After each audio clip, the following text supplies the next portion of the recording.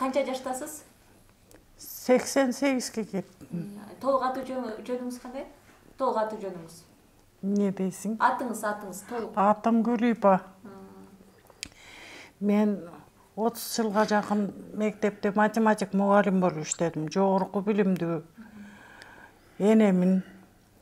Батыр енемін болғанда да. Мен ушул өкмөткө, мамлекеттин буну жетекчилерине кичинекей энелердин атынан нааразылыгым ушу. Энелерди күнөөсү такталбаган энелердин камакта кашайып отургандары мага аябай оор маселе болуп чечилет. Ал энелердин ар биринин ата-энелери бар, алардын балдары бар. Алардын бизге окшоп кээ биринин ата-энелери, кээ биринин балдары жапа чегип атат. Окуулары жакшы болбой калып атат, кээ биринин ден соолугу жакшы болбой атат. Ушу энелерди камаганы бул Кыргызстандын тарыхында биринчи окуя. Күнөөлөрү такталбаган, күнөөлөрү аныкталбаган энелердин камакта отурушу мени дагы аябай капа кылат.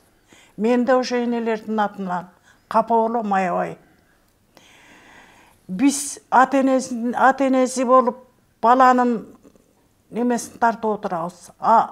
Бул балдардын кичинекей балдары бар арда камакта отургандардын. Жана биздин кыздын дагы кичине баласы азыр 11 жашар, анын сабагы эмне болуп атат?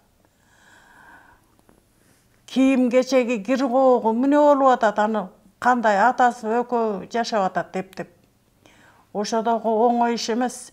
Ушуларды ойлоп отуруп мен бул мамлекеттин жетекчилерине, башкарып аткан мына адамдарга өзүмчө ойлонуп, бул адилетсиздик деп эсептейм.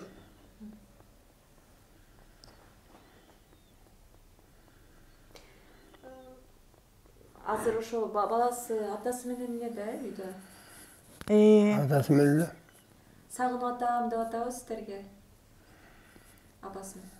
Апасын сагынып атам деп сиздерге айтып коюп атабы небереңиздер? Небере сагынып аткандыр да, аларды биз деле көргөн жокпуз да. Биз өзүбүздү карып үйдөн чыга албай отурсак, алар бизге каяктан келет? Же биз алардын акыбалын сураганга биздин да дарманыбыз жок да азыр. Бизди да бирөө караш керек болуп атат да мынтип. Ана балдар келип карап атат. Кудайга шүгүр, кароосуз калганыбыз жок.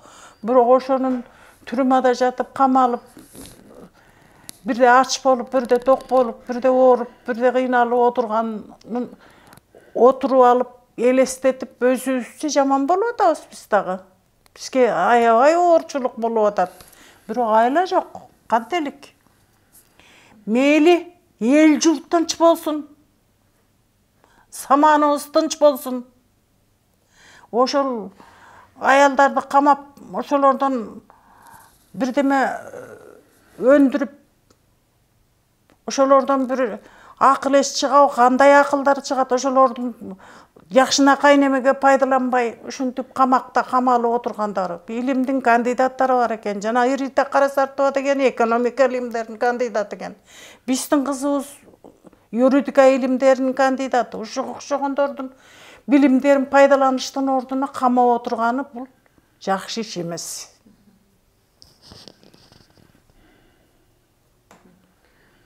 Эмеге президентке кайрылууңуздар барбы Садыр Нуркожоевичке? Азыркы ошо бийлик өкүлдөрүнө кайрылууңуздар? Кайрылган жокпуз. Жок. Бийлик өкүлдөрүнө кайрылган жокпуз. Мен кайрылгым да келбейт. Күнөөсү жок. Кайрыла турган. Кайсыга кайрылып кечирип кой монда айтам мен.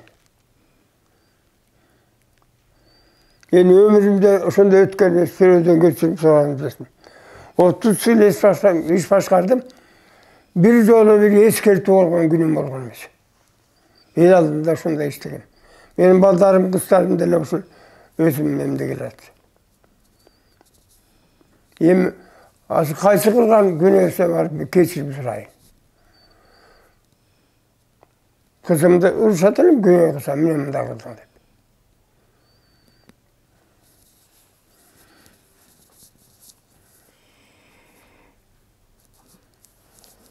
Олар акыйкаттык. Кудайга шүгүр, 7 баланы тарбиялап чоңойтуп койдук. Ар бири өз öz arabalarını özdөрүp tартып. Eç biri андай çekip, içip, tertip busup, echkimge, koomgo, samanga ziyandарын keltirgen жок. Kudaya şükür. Biz baktılуу karıyalarыбыз деп esepteybiz özübüzdü.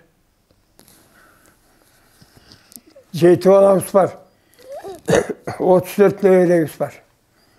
Çevremiz 38. Bizde baykılıp atkan kedinlerimiz 14. Kudayga şükür biz. Бирок тилекке каршы эле соңунда ушундай кырсык болуп атат, э? Ушундай кырсык болуп атат. Биз көтөрүп аткан кырсык эмес эле бул.